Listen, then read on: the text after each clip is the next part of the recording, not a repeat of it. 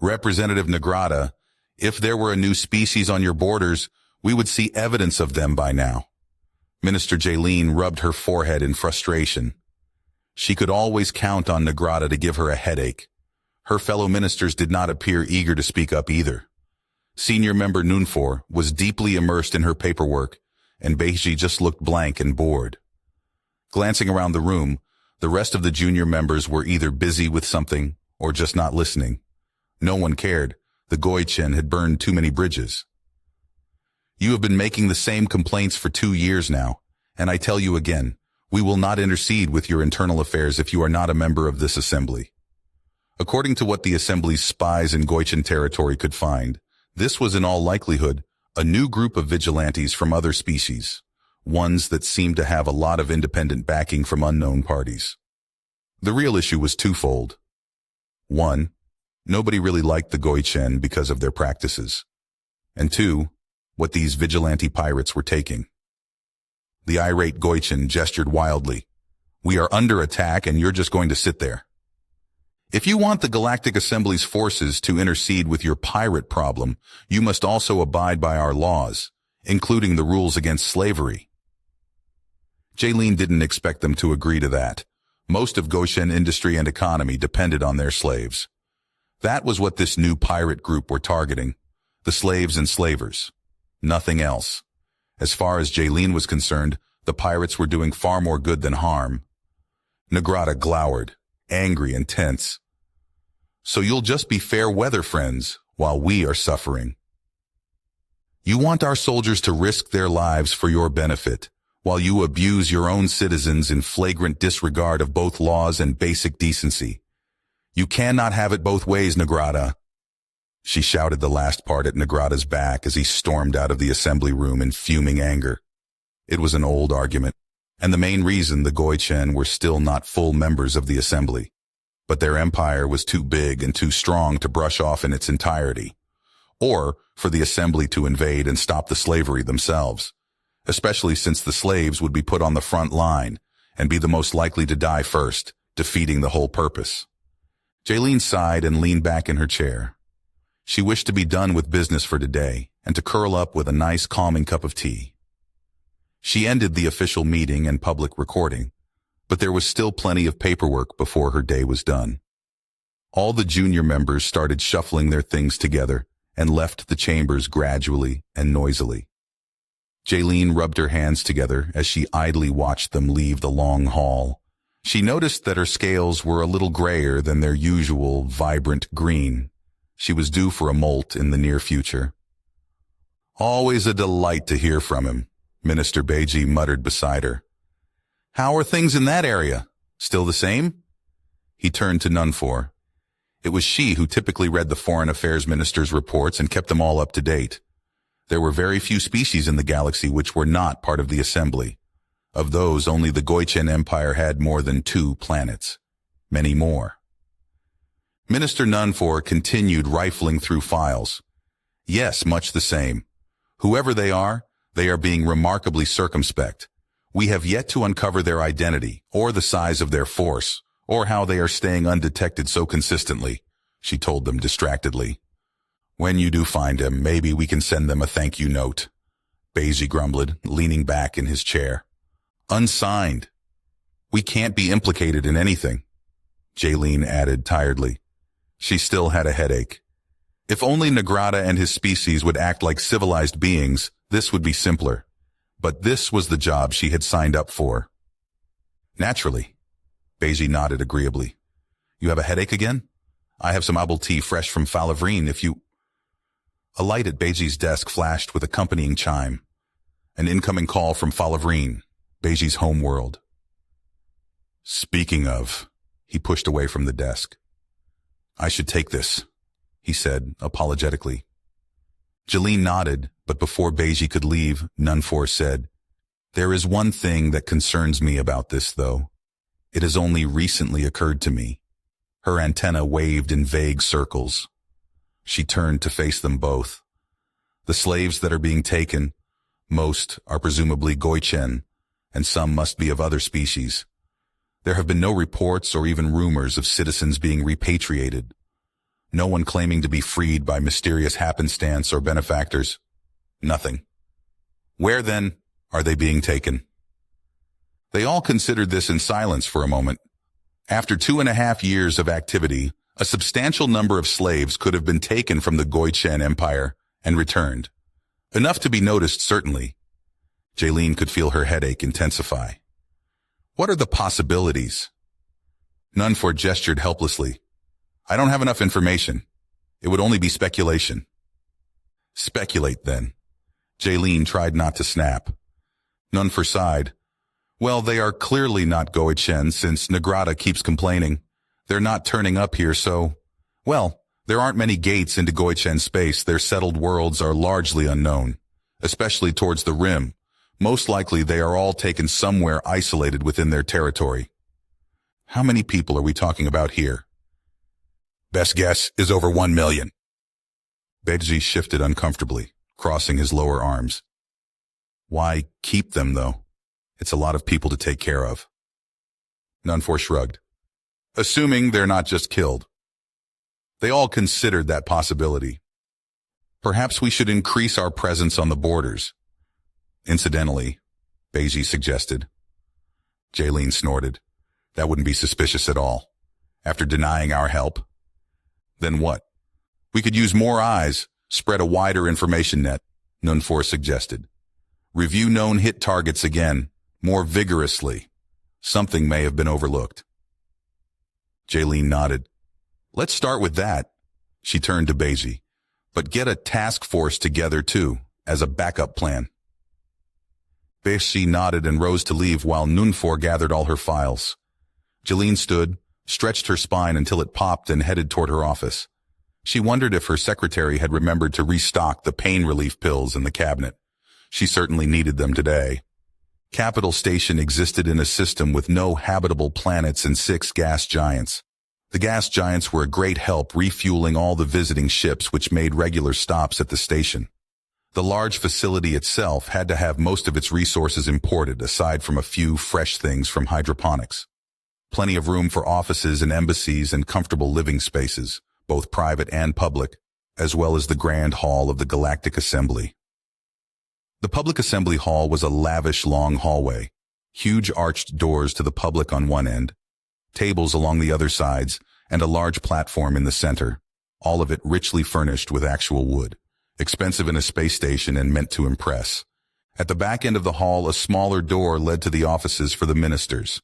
The 3 senior members had their offices closest to the hall, the other 19 junior members arrayed down the corridor. Every member species had a representative here. Species that were not members had embassies elsewhere in the station. Beji arrived in his office, glancing at the fake window with an image of his homeworld with its 2 moons. Being this deep in the center of the station meant that a real view was impossible. He quickly sat down at his desk, which was definitively not wood. Beji didn't approve of the excessive opulence. The message from Falavrine was still waiting for him. He hit the button to open the channel and waited for the connection. The familiar face of General Yansu soon appeared. Yansu was a stern man and often hard to read, but Beji knew him well enough to know that he was both annoyed and a little concerned. General, Beji nodded a greeting. I hope I didn't keep you waiting too long. Yansu waved it off, his face softening, slightly. Not an issue. I'm calling to inform you of recent developments with a patrol through the 460's gates. Beji frowned. Most of the 400's gates were around Goichen space. He hoped this wasn't related to his last conversation. Did they run into those pirates? I would think a proper patrol. He trailed off as Yansu was already shaking his head. Worse, they've gone missing. Beji leaned back in surprise. Missing? Yansu nodded. Just before we lost contact, they reported Gate 467 had been newly activated. Obviously, this was done without assembly approval, so they went to investigate. Yansu's expression darkened. That was a week ago. Beji took in a deep breath. This type of event had happened before. The gate system was ancient, built by a civilization long since gone. Not all of them still worked, and not all of them were charted. It was possible there was no return gate on the other side, which meant standard operating procedure for the patrol was to wait at the exit for resupply and then a long journey home. With current FTL engines that could still take anywhere from months to years to the nearest working gate, the resupply ships would also carry a few comms buoys to leave along the way. Thanks to quantum entanglement buoys, they would at least know their people's status right away. That was probably small consolation for the unfortunate patrol, but it was better than being stranded who knows where. Either that, or they ran into something much worse and were already dead. But Beiji was trying to stay positive. So I can assume you're going to get a response team together? Actually, it's nearly done already. They'll been leaving in about 4 hours. Yansu waved airily. This call is just to keep you apprised. Of course it was. Beiji resisted the urge to roll his eyes. Good. Then you can start getting the next task force ready. Oh? As it turns out, the Goichen's pirate problems may be more complicated than we thought. Yansu frowned. Is that so? Yes, we will need to... Beiji trailed off as a notice from the assembly office chimed, calling him back to the chamber's highest priority. That was odd. He had thought they were done for the day. Well, seems I have an emergency here. We can discuss the details next time. It's not urgent yet. Beiji saw that Yansu has turned to the side, frowning, likely talking to someone. Yansu turned back, nodded. Yes, looks like I have an urgent matter here as well. Until next time, then. He closed the connection. Beiji closed his workstation and headed back to the assembly chambers, wondering what new crisis had popped up this time. Usually, Nunfor loved a good mystery, a difficult problem that needed solving. What irked her was that she hadn't even noticed the Goichin problem was stranger than it seemed at a glance. Back in her office at her personal workstation, she opened up several files and scanned through them. A file from 2 months prior. A well-established slaver base had been visited by assembly agents to find it had been leveled. A few dead slavers were found, the cages all emptied. So, most likely the slaves were not just being slaughtered. After all, why empty the cages and take them away just to kill them all somewhere else? She found this was small consolation. They were still missing. She was embarrassed she hadn't noticed this sooner, but now she would be more thorough. So, first she should talk to the Foreign Affairs Minister Letabu. Nunfor placed the call. It connected unusually quickly. Letabu, my friend, she said. Please come to my office. I wish to discuss the Goichin situation. The ministers not directly representing one race had their offices in the adjacent corridor, but Nunfor had the bigger office. They would be more comfortable here. So you've heard already? The voice of Letabu rang loud. She sounded slightly out of breath. Good. I'm just about at your door. She hung up, leaving Nunfor perplexed. What was she talking about? The door chimed, announcing her prompt arrival. Nunfor numbly led in Letabu, who stepped in front of the desk and snapped off a smart salute. The salute was part of protocol, but Letabu usually didn't bother when it was just the two of them. When Nunfor nodded in acknowledgement, she spoke. It's been 8 hours since last contact, and we've confirmed all channels we have are being blocked. Nothing at all is getting out.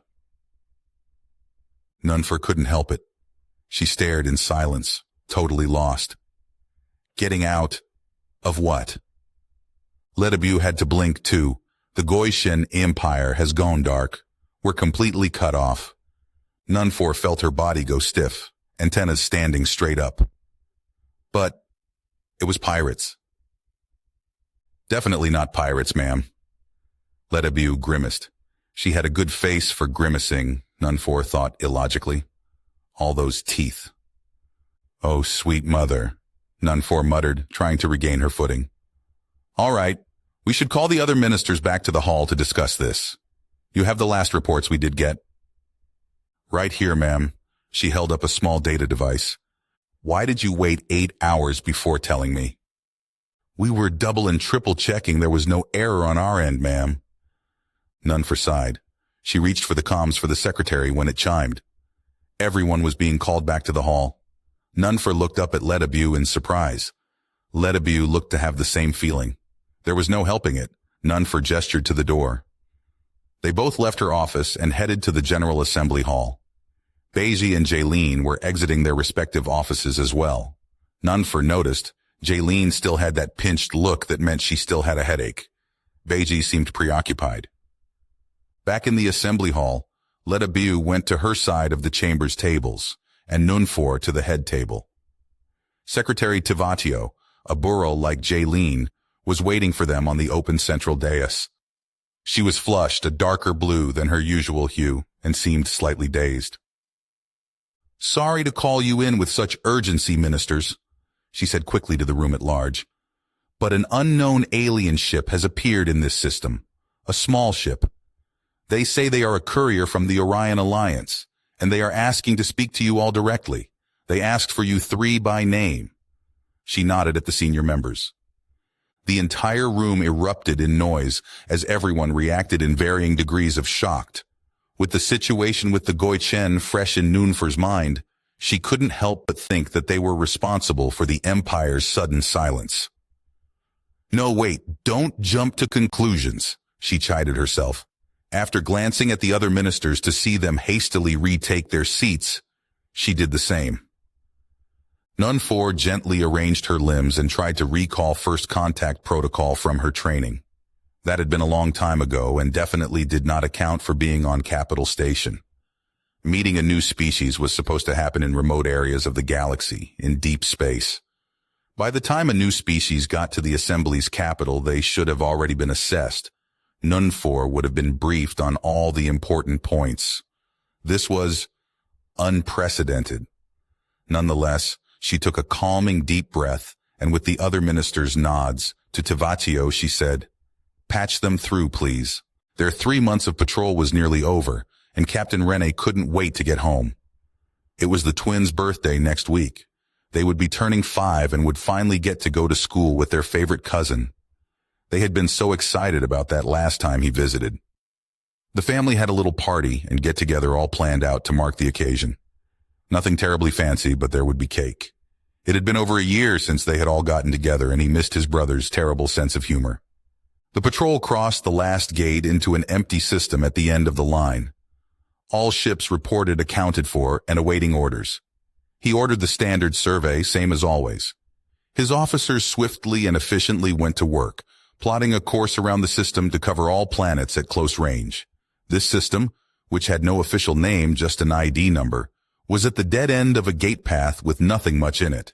No habitable planets, not much in mining options, no close trade routes. 2 gates, one at each side of the system. Gate 466, which they just crossed, led back the way they came, and 467 was closed, offline. They expected to find nothing here. And at first, there wasn't.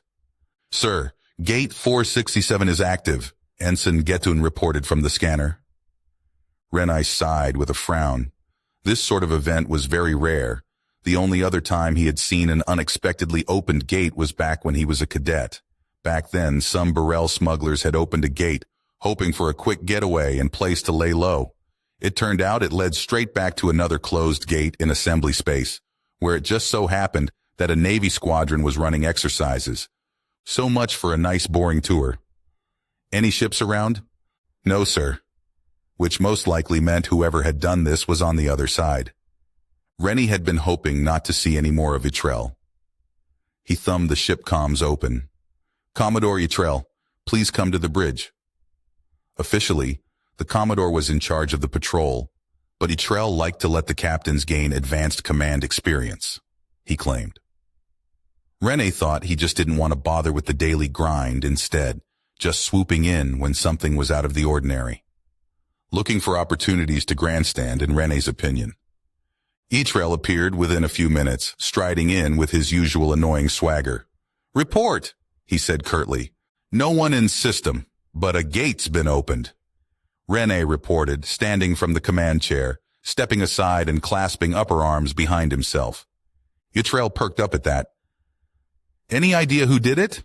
he asked, taking the seat Rene had just vacated. "No, sir. There's nothing here." Itrell hummed and nodded. Order all ships to the gate and prepare battle stations. Send a message back to command detailing what we've found. Aye, sir. The crew went to work. Once the gunners reported ready and ships were in formation, they all went through gate 467. On the other side, a quick scan of local stars found the ships were about 28 light-years from their last position, which wasn't too far for such things. The system was a binary star system, with 4 planets, 2 gas giants, and 2 terrestrial. The scanner detected no ships but something small and clearly artificial in orbit of one of the inner planets. There is activity near the second planet. A small probe or satellite, it's transmitting to the surface. Probably a communication satellite, Ensign Getton reported. Renai frowned. It would be unusual for anything besides a permanent settlement to have dedicated objects in orbit. Who is it? Yitrel sighed. Goichen? Pirates. The communication officer checked her console, then rechecked her console. Time ticked by. Well, Ensign? Yitrel snapped. Sorry, sir, I can't make it out. It doesn't match any protocol I'm familiar with. We'll need to get closer. Yitrel impatiently gestured to the pilot to take them deeper in system. As they approached, Yitrel asked again what they were saying, but the comms officer had nothing to offer. Finally, in range of the planet, they did a scan of the surface that revealed a settlement. The buildings and roads of a city or town on a large plain near the shores of an ocean, the only clearly artificial formation on the planet. The town had some recognizable features: power and water plants, hospital, what was probably surface defense platforms, something like a command center in the middle, and a spaceport with a ship. Just one ship, and a big one at that. The ship doesn't match anything we have on record, sir, Ensign Gayton reported with surprise. And it doesn't look like it has any FTL engines that I can detect, sir. Well, Yitrel sounded pleased. A new species wandering around opening gates without considering the consequences. This is probably their first colony. They'll have to be taught better. Rene tilted his head, confused. What do you mean, sir? We'll land and take control of the settlement, Yitrel said casually. Rene turned to the Commodore sharply. Sir, we have a first contact protocol for this sort of situation, he reminded him. The Commodore didn't even glance in the commander's direction. Captain, they are already in violation of our laws. They need to be brought to heel before they hurt themselves. The commander sighed minutely. As you say, sir. Yitrel commanded the ships to pick targets on the ground, to bombard from orbit, and for the soldiers to get ready to land. He shifting his weight and settling back into the command chair unceremoniously. The crew hustled to carry out his orders to confront the unknowns. Rene sighed. This was not how things should go. But he would lead the ground troops. He had a duty to obey. Setting up camp went like clockwork. Everything went smoothly. Not a single shot was aimed in their direction on the way to the surface. That made Rene slightly worried. Why did they not retaliate from the orbital bombardment? The shuttles landed a few kilometers from the edge of the settlement, where they would expect farms to be established. There were no farms. This made Rene slightly more worried. How were they keeping themselves fed? Rene sent 2 scouts out to check the city limits, while the rest of the troops unpacked equipment from the shuttles. By the time the 2 came back, the rest were just about ready to move out. Sir, the first scout reported. He looked confused. The city is empty. An abandoned ruin, then? That explains a lot. Well, that was somewhat less worrying. No, sir. Everything looks new. There's just no one here. The scout shrugged, perplexed. I spotted a large machine at the end of a row of buildings, the other scout added. If I had to guess, I'd say it's putting the buildings together. Or it did. It wasn't moving when I spotted it. Any people? She shook her head. Not one. Well, that settled it. Rene was greatly relieved. Whoever built this city must have sent automated builders for the citizens to arrive somewhere comfortable. Must have some damn good engineers and programmers. Makes our job easier. Without an army to stop them and the automated defenses destroyed from orbit, It should be easy enough to push to the command center in the middle of the city and take control of all systems. If they could gain control of this automated city, they would be just fine. Of course, it would still be prudent to keep an eye out, in case there was a skeleton crew they hadn't spotted yet, or other hazards. Rene ordered the troops into the city, unopposed. In orbit, Ensign Getun unexpectedly interrupted the smooth operations on the bridge.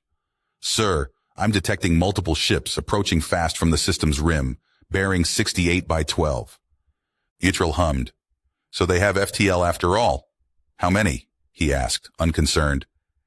The ensign studied the readings intently. 400 and counting, sir." There was a heartbeat of silence. "What? Check those sensors, there must be a malfunction," Yttrill barked. A long moment drew out as the ensign rechecked their console, the crew glancing around at each other wordlessly. "The sensor is working fine, sir. 600 ships now. Still more coming." "Is it the Goichen Navy?" "No, sir. Ships are an unknown configuration," the ensign reported with a quaver in their voice. "Recall our troops," Yttrill ordered. "The unknowns will be here in 8 minutes, sir. We can't recall everyone in that time," his lieutenant said. Yttrill cursed under his breath. "We'll have to come back for them. Yttrill to all ships. Retreat. Pilot, get us back to the gate, quickly." The patrol ships turned about, heading back to the area they had arrived, and away from the unknowns. They had got up to speed when the navigator squeaked out, "A sir?" She looked back at the Commodore, fear clear in her eyes. "There's no return gate in the area." Yttrill felt his blood run cold. He leaned forward in his chair. "Why didn't we notice when we arrived?" he shouted. "We moved in system before the sweep was finished," she gestured helplessly. "No," Yttrill breathed as the unknown ships closed the distance between them. "Go forward." "Patch them through, please," Jaylene heard Nunfor say to the secretary. She tried taking deep breaths, hoping it would calm her headache. The pain relief medicine hadn't kicked in yet. The secretary nodded, pressing a few buttons on her handheld device. "It's in audio only. Just a moment." Soon she looked up with a nod. Jaylene glanced at Beiji and Nunfor. Both looked concerned, but gave a nod for her to speak first. "Greetings. This is Minister Lopor Hekala Jaylene of the Galactic Assembly Ministry. With whom am I speaking?" she said evenly. A brief crackle was heard before a voice came back. "Hello, I'm Lieutenant Adelaide Landry on behalf of the Orion Alliance." The voice was pleasant and measured, friendly. Jaylene let out a breath slowly. They hadn't immediately declared war. That was a plus. "Welcome to Capital Station. We are happy to welcome a new species into the Assembly. I must admit to some surprise at your arrival. How did you come to be here? And how did you even know where to find us before we knew you existed?" Jaylene wondered to herself. "I'm afraid I'm only here to deliver several messages and one package, then be on my way. Any formal relations or elsewise will have to wait." The voice spoke with a tone of regret. Jaylene's brow furrowed. "I'm a little confused. You troubled yourselves to come to Capital Station to speak with us, yet you don't want to speak with us? Perhaps they were xenophobic. Perhaps the messages I have to deliver will clear things up." The voice sounded cheerful now. Jaylene waved a hand to continue before realizing they couldn't see her. "Please, continue then." "Firstly, while we do not wish hostilities with any member of the Galactic Assembly, we ask that you keep your ships out of our space for the foreseeable future. Currently, the only known gate directly to our space is Gate 467. "What?" Beiji interrupted in shock. "Do you have my people? What have you done with them?" Jaylene and Nunfor both turned to him, surprised. "Ah, that would be Minister Betsy?" "It's Beiji," he said, annoyed.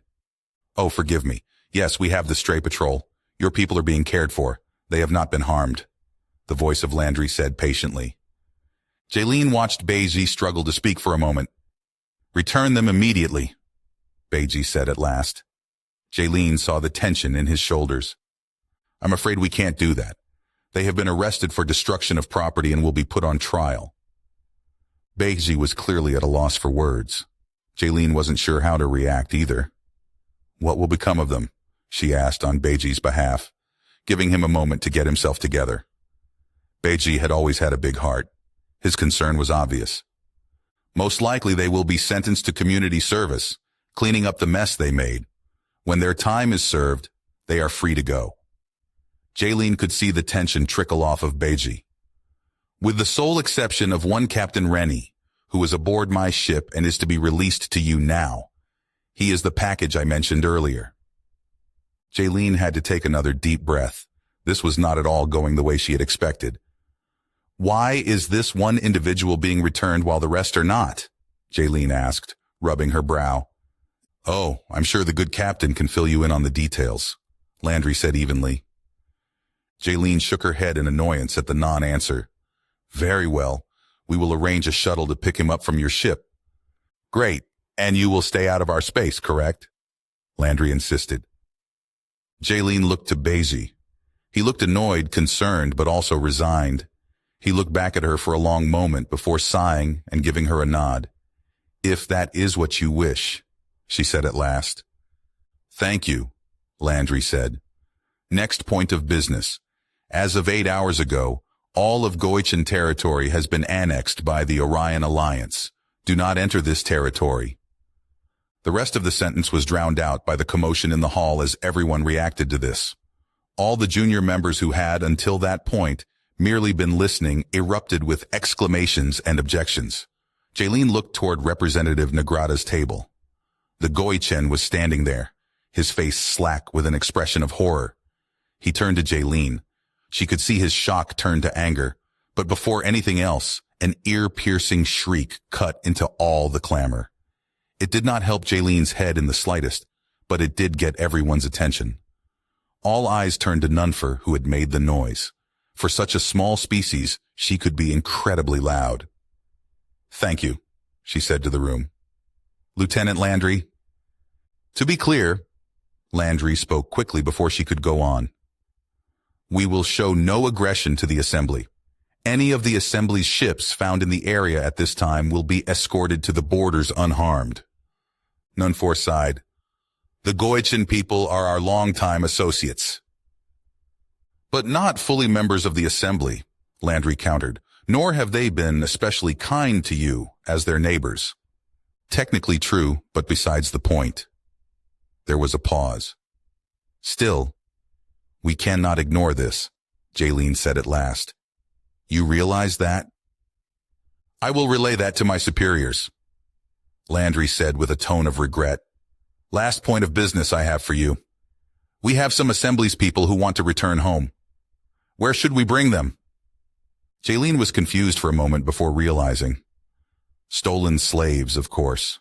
She sighed, thinking quickly. Which gate had she said? Oh, yes.